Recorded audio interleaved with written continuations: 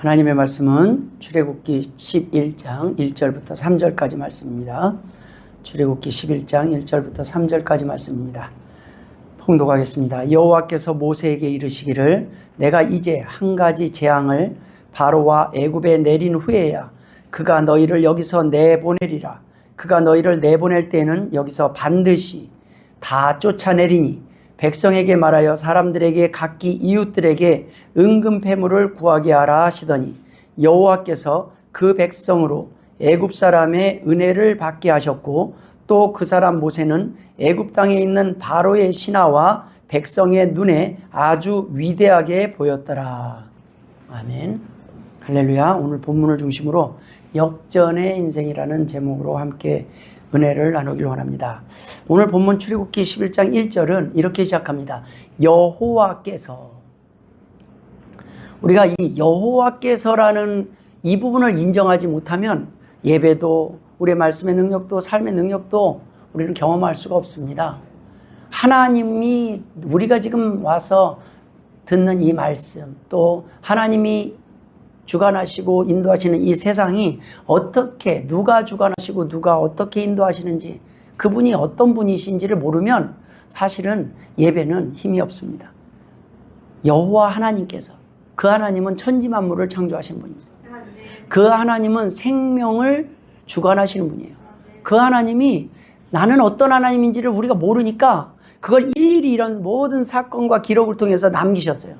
그래서 그냥 하나님은 그냥 예수 믿는 사람들, 그 하나님의 백성들, 이스라엘 백성들을 그냥 구원하시면 그만인데, 놀랍게도 이 바로의 모든 10가지 재앙이나 이런 사건들을 통해서 뭐를 알 수 있느냐? 아, 하나님은 이런 분이시구나. 성경에 하나님은 어떤 분이신지를 우리에게 알려주시기 위해서 수많은 사건 가운데 등장하십니다. 우리는 보이는 것만 믿거든요. 우리가요, 큰 교회를 가면 엄청나게 많은 사람이 예배를 드려요. 거기는 또 하나님이 계신 것 같아요. 근데 사람 숫자를 보면요, 이단들도 많이 모여요. 그럼 많이 모인 데를 가야 되는 거 아니에요? 그게 아니에요. 그럼 기독교인들은 정말 많습니까? 뭐 한국에는 좀 많을 수도 있지만 전 세계적으로 보면요, 전 세계적으로 예수 믿는 사람 크리스찬의 인구가 얼마 안 돼요. 하나님은 모든 사람을 천국으로 인도하실 계획을 갖는 게 아니에요. 하나님은 모든 사람에게 복음이 전파되기를 원하는 거예요. 모든 사람에게 기회를 주시는 거예요. 그런데 그 기회를 주어주셨을 때 그 하나님을 알아보고 하나님을 믿고 따르는 백성들, 그 사람들이 하나님의 자녀들이요 백성들이라는 말씀입니다. 오늘 본문은 우리들을 위해서 2000년 전에 준비하신 사건들과 말씀들입니다. 바로 우리들을 위하여 준비하셨다는 거예요. 우리들. 오늘 우리에게 이 시간 들려주기 위해서 그 사건들을 준비하셨고, 너희들에게는 지금 이 이야기가 필요할 것이다. 이 사건들이 너희들의 삶을 이해하는 데 도움이 될 것이다. 본문을 중심으로 하나님의 은혜로 역전되는 인생이 어떤 인생인지 한번 살펴보면서 오늘 저와 여러분이 바로 이 역전의 주인공으로 예비되셨음을 믿으실 주의 이름으로 축원드립니다. 하나님은 우리의 삶이 역전되기를 원하는 거예요. 우리의 삶이 힘들었던 시간에서 하나님이 행복한 시간으로 역전되길 원하는 거예요. 무엇이 세상 가운데 높아져서 역전이 아니에요. 결국엔 그 모든 목적이, 돈을 버는 것도 그렇고 건강하는 것도 목적이 뭐에 있어요? 기쁨을 회복하는 거에 있더라는 거예요. 내가 기뻐할 수 있느냐. 성경에는 수많은 역전의 인물들의 이야기가 기록되어 있습니다. 그들의 상황을 보면요, 포로였고 탕자였고 죄수였고 가늠한 여인이었고 소경이었고 규모거리요 앉은뱅이였습니다. 그렇지만 주님을 찾은 사람들은 그러한 상황 속에서 기회를 얻었고 회복되었고 역전의 삶을 살았습니다. 다니엘은 포로로 끌려갔어요. 요셉도 포로로 잡혀갔어요. 종이었어요. 그런데 역전의 인생을 살게 됐어요. 탕자였고 죄수였고 손발이 다 잘려서 아무것도 할 수 없는 거지요, 아무것도 희망이 없는 사람들이 하나님을 만나면 역전되었습니다.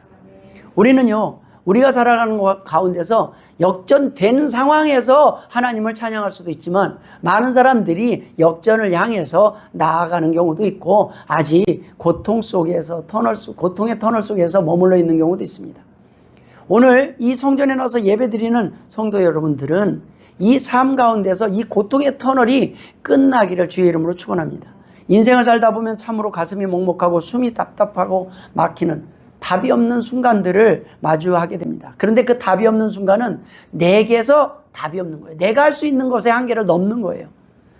내가 무엇을 잘못했기에 이런 아픔을 겪어야 되는지 도무지 이해할 수 없는 고난과 폭풍 속에서 홀로 내팽개쳐진 것 같은 때가 있습니다.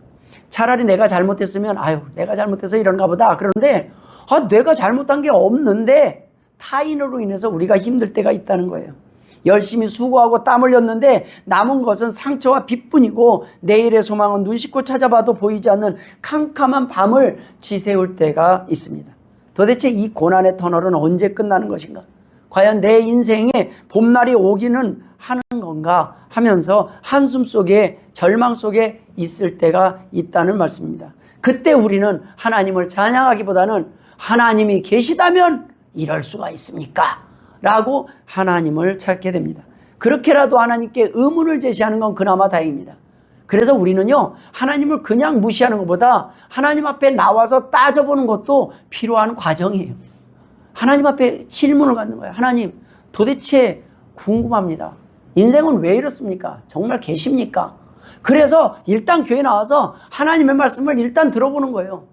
내가 그동안 하나님에 대해서 몰랐기 때문에 내가 모르는 게 있으면 알기를 원하니까 이 자리에 와서 앉아 있는 거예요. 속상하면 그냥 앉아 있는 거예요. 뭐 믿음은 나중이고 일단 궁금하면 와서 앉아 있는 겁니다. 그 가운데 하나님께서는 하나님을 소개합니다. 하나님은 어떤 분인지, 왜 우리가 그 고난의 터널을 지나가고 있고 거기에 머물러 있는지를 하나님은 성경의 곳곳에 말씀해 두고 계셨다는 거예요.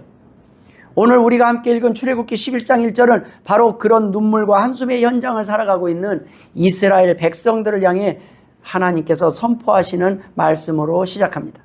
여호와께서 모세에게 이르시기를 내가 이제 한 가지 재앙을 바로와 애굽에 내린 후에야 그가 너희를 여기서 내보내리라. 그가 너희를 내보낼 때는 여기서 반드시 다 쫓아내리라. 여러분 생각해 보십시오. 이스라엘 백성들은 애굽 땅에 들어와서 요셉의 은혜를 잊은 악한 바로의 왕조 아래서 무려 430년이라는 세월을 노예로 살았습니다. 낮에는 벽돌을 굽고 밭일을 하며 땀을 흘렸고 밤에는 감독들의 채찍질 소리에 두려워하며 눈물로 베개를 적셨을 때가 많이 있었을 겁니다. 그들의 삶에는 자유도 없었고 인격도 없었고 미래도 없었습니다. 그저 날이 밝으면 고된 노동과 억압만이 전부였을 것입니다. 그런데 오늘 하나님께서 모세에게 뭐라고 하십니까? 이제는 끝났다. 이제는 너희들을 다 내보낼 것이다. 너희들은 해방될 것이다. 이제 얼마 안 있으면 8월 15일 광복절 해방을 기념하는 날을 우리가 다가왔습니다. 여러분 해방의 기쁨을 아는 사람은요 억압돼 본 사람이 알아요.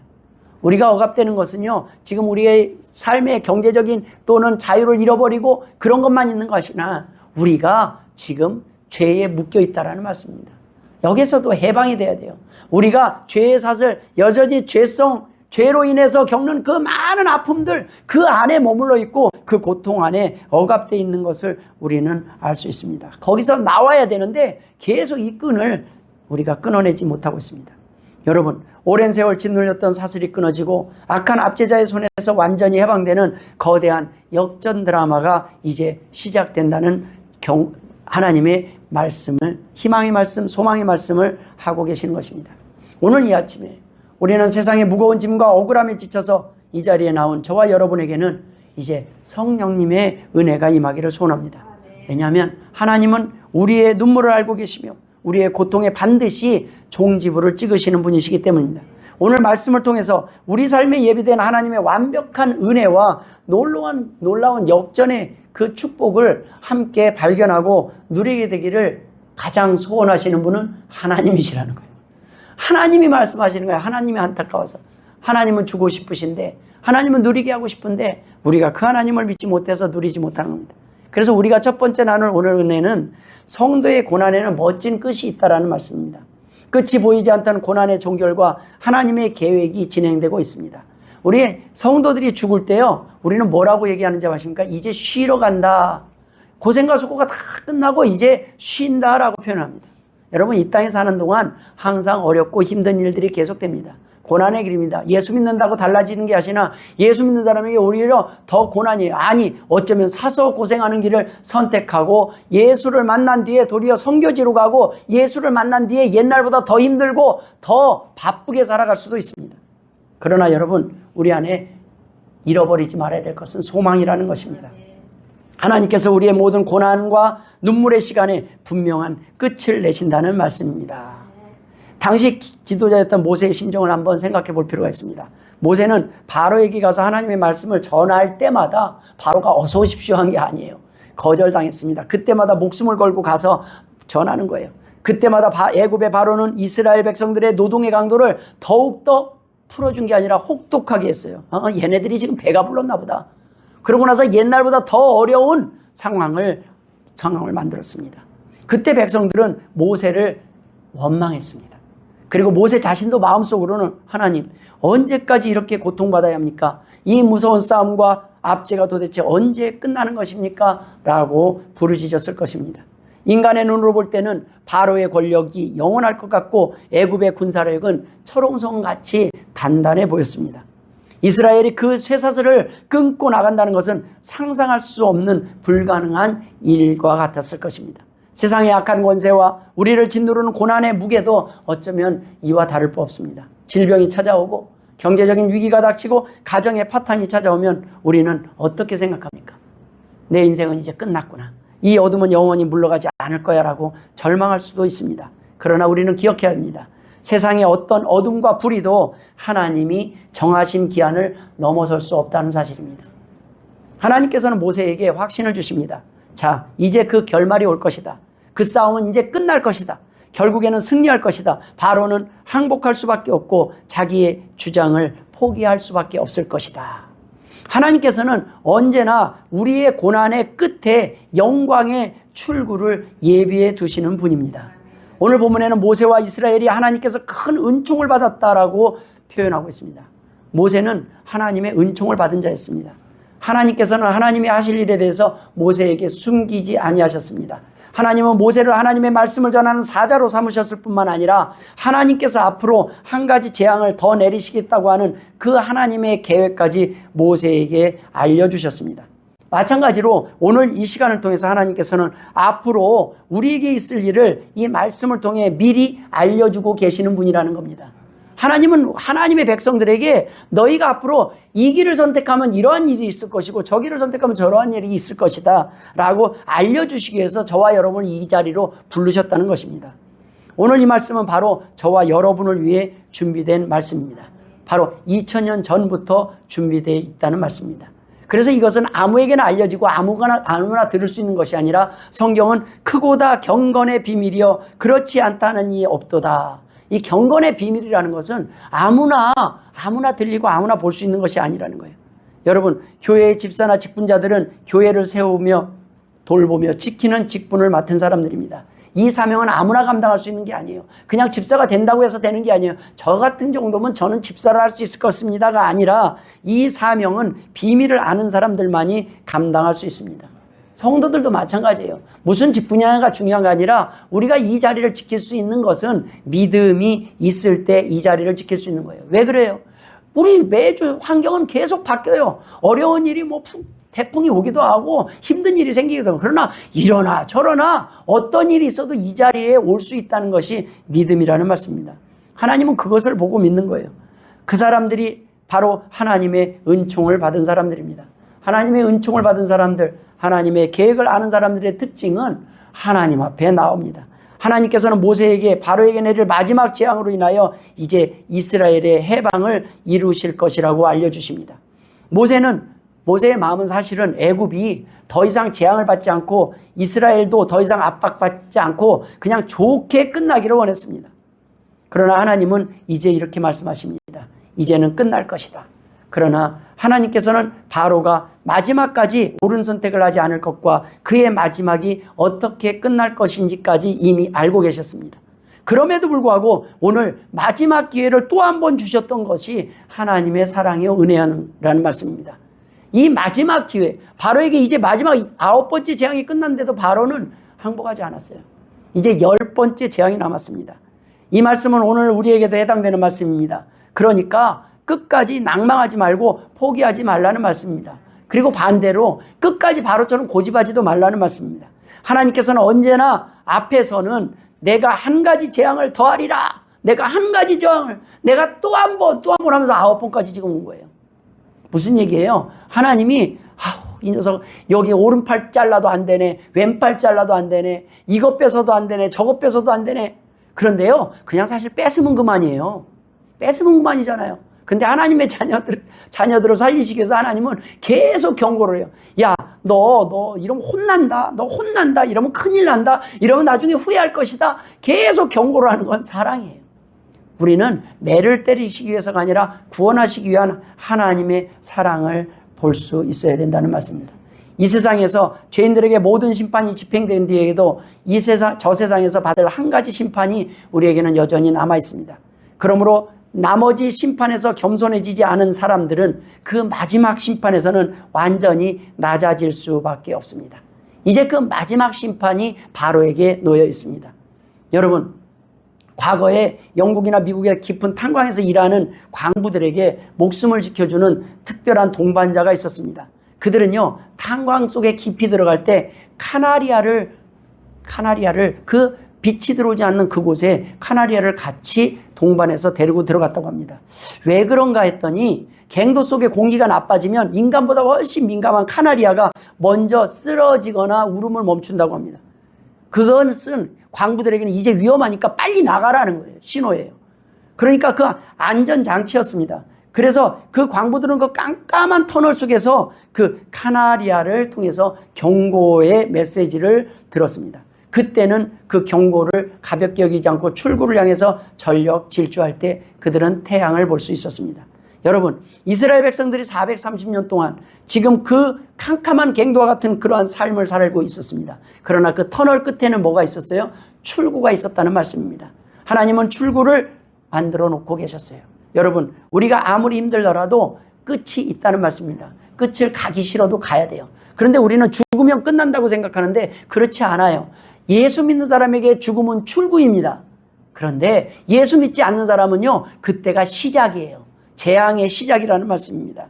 미국의 역사 속에서 유명한 이야기, 우리가 잘 아는 아브라함 링컨 대통령의 이야기를 합니다. 그때 남군과 북군이 갈라져서 그냥 같은 민족이 서로 총질을 하고 싸우고 있어요. 수십만 명이 죽었어요. 사회가 반조각이 났습니다. 그때 사람들이 링컨에게 이렇게 말을 했습니다. 이 전쟁은 끝이 나지 않을 것입니다. 노예 해방과 같은 이상적인 이야기는 집어치우고 현실을 보십시오. 이 싸움의 결과가 무엇입니까? 얼마나 많은 사람이 죽었습니까? 라고 비관론을 쏟아부을 때 링컨은 마음에 확고한 신념을 품고 있었습니다. 여러분, 그로 인해서 결국은 미국의 노예 해방이 이루어졌습니다. 흑인 노예들에게 출구를 하나님이 허락하셨고 그 도구로 링컨을 사용한 것이라는 말씀입니다. 우리가 이 땅에 살아갈 동안 이 터널은 반드시 끝이 있다고 믿으시고, 오늘 좀 힘드시고 오늘 어려운 일을 겪더라도 하나님, 이 끝이 보일 때까지 끝까지 참고 낙심하지 않고 견디게 하여 주옵소서 라고 기도하실 주의 이름으로 축원합니다. 두 번째는 성도의 고난에는 보상이 있다는 말씀입니다. 오늘 본문의 2절에는 억울함을 갚아주시는 하나님의 공의에 대한 내용이 기록되어 있습니다. 하나님께서는 우리가 이 땅에서 당한 억울함과 수고를 다 기억하신다는 거예요. 그리고 그냥 그걸로 끝나시는 분이 아니에요. 100배로 갚아주시는 분이라는 거예요. 우리가 지금 생각하는 것은 우리가 잘못해서 겪는 벌은 그것은 상거리는 못 되지만, 우리가 억울한데도, 우리가 잘 보면 우리가 잘못한 게 없는데도 당하는 그런 고난, 잘못한 게 상당히 보니까 용서하는 상황은 뭐냐면, 나는 잘못을 하는데 상대방이 잘못했을 때예요. 그럼 나는 힘들죠. 억울하죠. 그런 답답한 상황에서 내가 그를 용서한다는 것, 그것이 바로 상받을 기회라는 말씀입니다. 그러한 것들을 쌓았을 때 우리는요, 이 땅에서 도리어 억울할 때도 기뻐할 수 있는 거예요. 그래서 성경은 뭐라 그래요? 너희가 주를 위하여, 의를 위하여 핍박받고 의를 위하여 힘들 때는 어떻게 기뻐하고 즐거워하라고 하셨습니다. 오늘 본문 2절에는 백성들에게 말하여 사람들에게 각기 이웃들에게 은근패물을 구하게 하라 하시니 라고 기록되어 있습니다. 지금 이스라엘 백성들은 오랜 노예 생활에 지쳐 있습니다. 그들의 소원은요, 뭐 은근패물을 받고 나가는 게 중요한 게 아니라, 하나님 제발 우리를 여기서 나가게만 해 주십시오. 빈손으로 나가도 좋습니다. 이 지옥 같은 매질과 착취만 면하게 해주신다면 어떤 조건이라도 감사하겠습니다 라는 심정이었을 것입니다. 실제로 애굽인들은 그동안 이스라엘 농자들을 품값을 또 속이고, 품값을 주면서 착취했겠습니까? 품값을 주면서 채찍질을 하진 않아요. 그냥 그들에게 최소한 먹고 살 수 있는 것만 주면서 그들을 노예로 사용을 했습니다. 우리는 지금도 압니다. 애굽의 피라미드가 어떻게 지어졌을까요? 그냥 오늘날 같이 포크레인으로 지었습니까? 아니에요. 다 사람이 지은 거예요. 수많은 노예들을 통해서 지어진 거예요. 태어나서부터 죽을 때까지 노동만 하다가 죽을 사람들이 있었다는 거예요. 여러분, 거기에서는 그냥 탈출만 해도 은혜가 아니겠습니까? 근데 오늘 성경은 뭐라고 합니까? 하나님께서는 어떤 분이십니까? 압제받는 자들을 위해 의와 심판을 집행하시는 분이라고 하는 겁니다. 하나님께서는 지금 하나님의 백성들이 억울하게 눈물을 흘리며 일한 대가를 빼앗긴 채 빈손으로 나가는 것을 원치 않으셨다는 것입니다. 전에는 애굽인들이 이스라엘을 짓밟았지만 이제는 그들이 은근 패물을 주면서까지 내보내는 상황으로 만들었어요. 지금은 애굽인들은 두려움에 떨면서 어떤 조건이든지 어떤 보물이든지 아낌없이 내어줄 수 있도록 그 마음들을 바꿔놓으셨다는 것입니다. 참을성이 많고 지쳐있던 이스라엘들은 그냥 우리는 품삯 안 받아도 좋습니다 하나님, 그런 마음으로 있지만 하나님은 빈손으로 나가지 않게 했어요. 모든 사람들에게 은근보화로 두둑한 품삯을 채워주셨다는 말씀입니다. 당당하게 애굽에서 나오게 하셨습니다.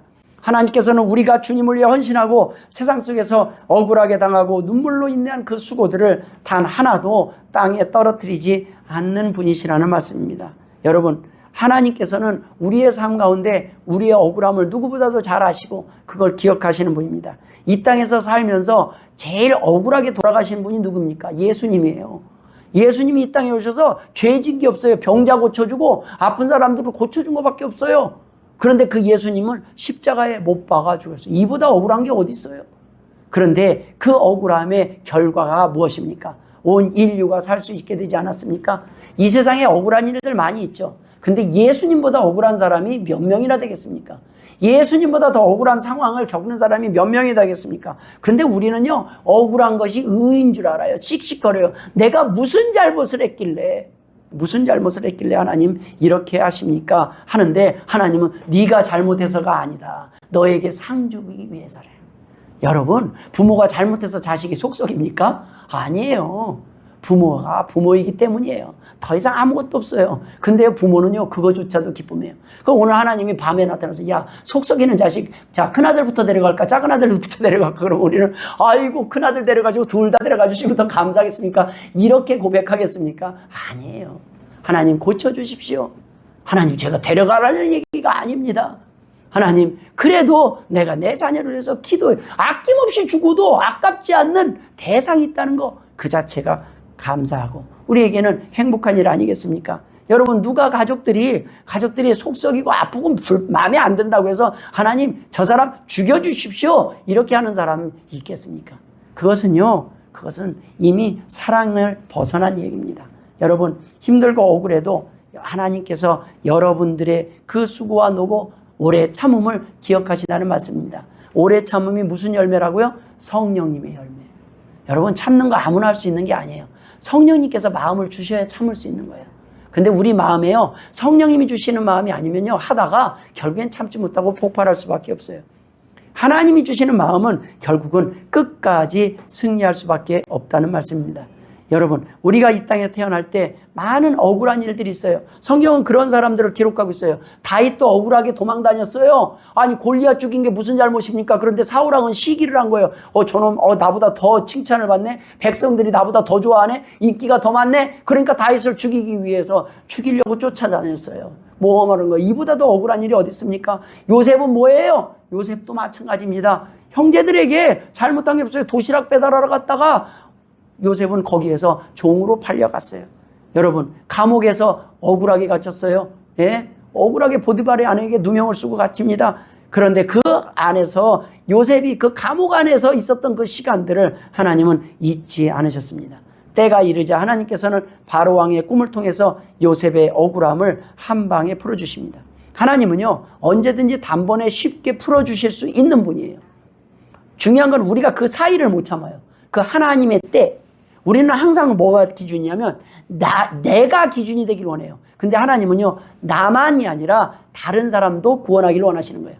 야, 좀 기다려라. 차가 탁 버스가 들어오면 왜 출발 안 해요? 왜 출발 안 해요? 그런데 좀만 기다리세요. 시간 되면 출발합니다. 옛날에 버스들 시간 되면 그 전에 우리는 먼저 타고 있어도 출발합니까? 안 해요. 좀만 기다려서 저기 뛰어오는 사람 있잖아요. 저 사람도 태우고 갑시다. 예. 하나님의 계획은 너만 가는 게 아니라 우리 같이 가자는 거예요. 하나님은 우리가 원하는 시간에 다 해결되길 원해도 하나님은 때때로 야, 좀만 기다리면 안 되겠냐. 네 자식도 데리고 가자. 네 아내도 데리고 가자. 네 남편도 데리고 가자. 야, 네 친구도 데려가면 좋지 않겠냐. 너의 부모도 데리고 가자. 좀만 한번 노력해봐라. 우리는요, 내가 구원받아서 내가 버스를 탁 탄 이상 바깥은 돌아보질 않아요. 바깥에서 지금 버스를 향해서 막 조금 늦어가지고 달려오는 사람이 있다는 겁니다. 하나님은요, 그러나 끝까지 기다리시진 않아요. 참, 엊그제 우리가 여보 휴가 기간이기도 한데, 먹는 것도 그러니까 집에서 이때만큼은 설거지해서 해방하는 바깥에서 가서 사 먹자. 바깥에 여행 가도 돈인데, 우리가 그렇게 못해도 바깥에 가서 밥 한 끼 먹고 오자. 그걸 갔는데요, 우리는 8시 좀 전에 도착을 했어요. 음식을 시켰어요. 그런데 우리가 시키고 나서 8시 3분에 온 사람이 있는데 안 받더라고요. 끝났습니다. 주문. 오더 끝났습니다. 칼같이 8시를 지키는 거예요. 여러분, 심판의 날은 칼같이 옵니다. 그래서 하나님이 한없이 기다리시는 분이 아니에요. 하나님의 때가 있어요. 하나님이 구원을 약속하시고 부르시는 때가 있다는 거예요. 노아의 방주에서 문이 닫히기 전까지 하나님은 계속 부르셨어요.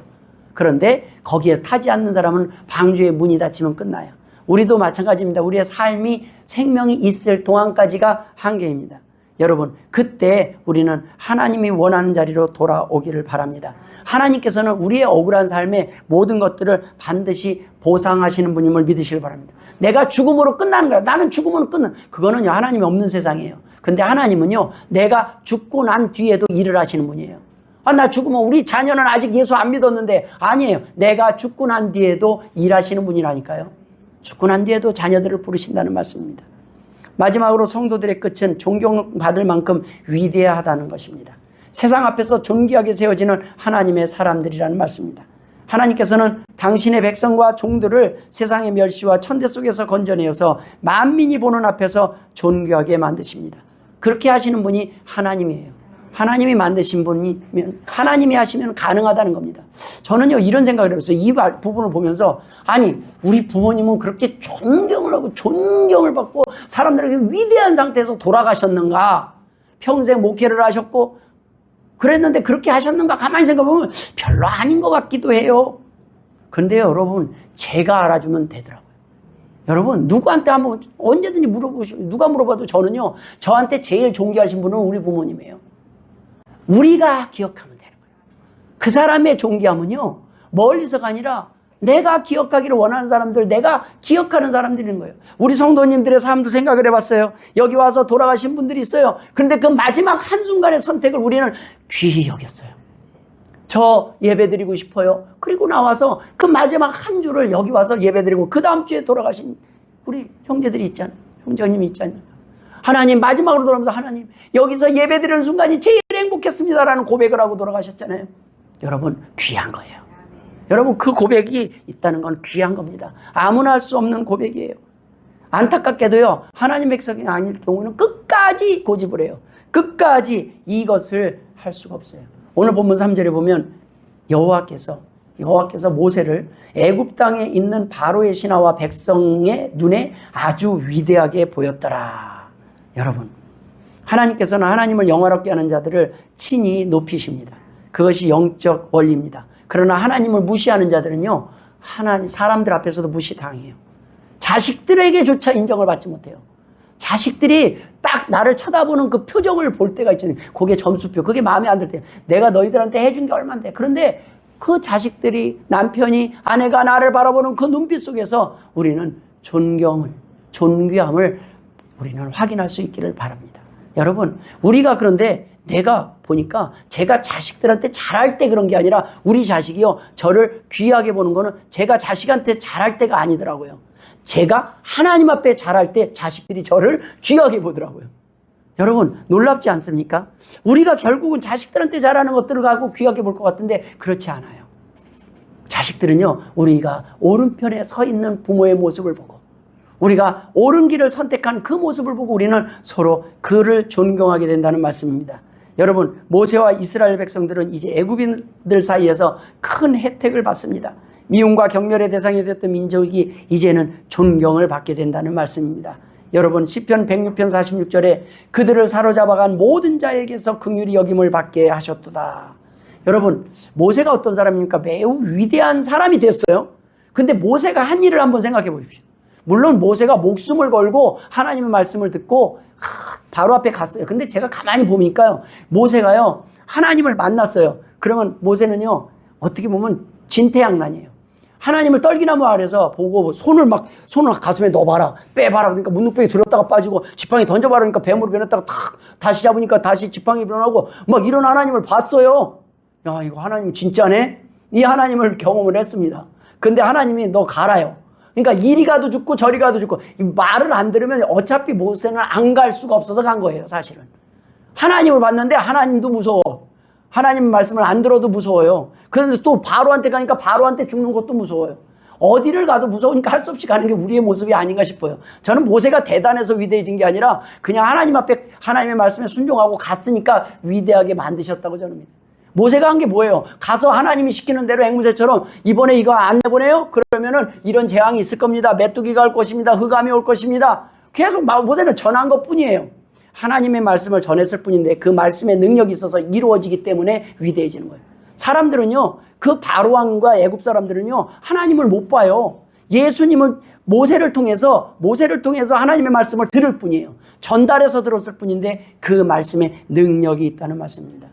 여러분, 우리가 살면서 살아가는, 우리가 선포하는 이 말씀, 우리의 삶 속에서 우리가 경험한 이 하나님은요 능력으로 나타나시는 분이에요. 능력으로 우리에게 보여주시는 분이라는 말씀입니다. 그 하나님을 영화롭게 하는 사람들을 하나님은 높이신다는 말씀입니다. 이 땅을 살아가는 동안에 우리가 우리의 힘으로 살아갈 수는 없습니다. 그러나 하나님의 은혜를 구하며 살아갈 때 하나님은 우리에게 기회를 주실 수 있습니다. 그때 그 상황에서조차 우리는 겸손할 수 있다는 거예요. 세계적인 철강왕이자 자선가였던 앤드류 카네기가 어렸을 때 지독하게 가난했지만 그가 나중에 하나님을 경외하면서 그가 정직함으로 그가 어려운 상황을 다 극복하고 철강왕이 되었습니다. 그런데 그가 어마어마한 자선사업가로 살아가는데 그가 세상에 떠난 뒤 사람들은 그를 이렇게 평가했습니다. 그의 묘비에는 자신보다 더 훌륭한 사람들을 주위에 불러 모을 줄 알았던 사람이 여기에 잠들다. 멋있지 않아요? 여러분, 제가 훌륭한 게 아니라 저보다 더 훌륭한 사람들이 이렇게 모아왔다는 거예요. 여러분, 한 사람 한 사람은요 저보다 더 귀한 분입니다. 귀한 분이에요. 그 가치를 모르는 게 안타까워. 한 사람 한 사람이 없어서는 안 돼요.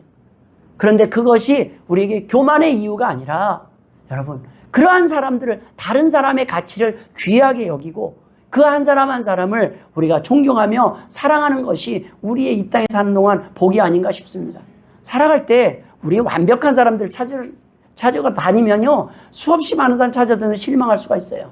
그런데 여러분, 그 연약함 가운데서도 서로 사랑하고 나와서 섬기며 이 자리를 지키며 끝까지 사랑하는 것을 선택한 우리들이 귀하지 않습니까? 그것이 존귀한 거예요. 그것이 영광이라는 말씀입니다. 이 땅에 살아갈 때 우리를 그렇게 하게 하시는 분은 하나님이시라는 겁니다. 이 땅에 살아간다 우리의 억울함을 풀어주실 거예요. 언젠가 우리가 지금 다른 사람의 연약함을 커버하고 우리가 끝까지 존경하며 존귀히 여기며 섬기면서 살아가는 그 마음을 하나님은 기억하실 것입니다. 그런 저와 여러분을 사용하셔서 하나님의 일을 이뤄가신다는 말씀입니다. 여러분, 이 안에 많은 사람을 채울 수 없을지 모릅니다. 그거는 우리만 못하는 게 아니에요. 하나님도 못하고 계셔요. 여러분, 하나님의 능력이 있으면 야, 오늘 그냥 몇 가지 그냥 주변에 팔다리만 자르면 그냥 다 와요. 하나님은 밤에 한번 꿈에 나타나시고 그 다음에 팔다리 자르면 다 와요. 근데 하나님은 그렇게 안 하세요. 하나님조차 기다리고 계셔요. 이 자리는 제가 여러 번 말씀드렸습니다. 아무나 와서 앉을 수 있는 자리가 아닙니다. 여러분, 이 자리에 나와서 하나님의 음성을 듣고 이 자리를 내가 지키고 할 수 있는 건 하나님의 은혜예요. 우리가 서로를 만나서 서로를 존귀 여기며 하나님께 감사하며 끝까지 하나님이 원하는 자리에 있기를 주의 이름으로 축원합니다. 기도하겠습니다. 하나님 아버지 은혜를 감사드립니다. 우리의 삶을 부르시고 사용하셔서 역전의 인생으로 인도하심을 믿습니다. 하나님이 원하시는 삶으로, 하나님이 원하시는 아름다운 도구로 인생을 마칠 수 있도록 하나님 은혜를 더하여 주옵소서. 우리를 존귀케 하신 아버지 하나님의 은혜에 감사하며 다른 사람을 섬기며 살아가게 하여 주옵소서. 감사하며 예수님의 이름으로 기도드리옵나이다. 아멘.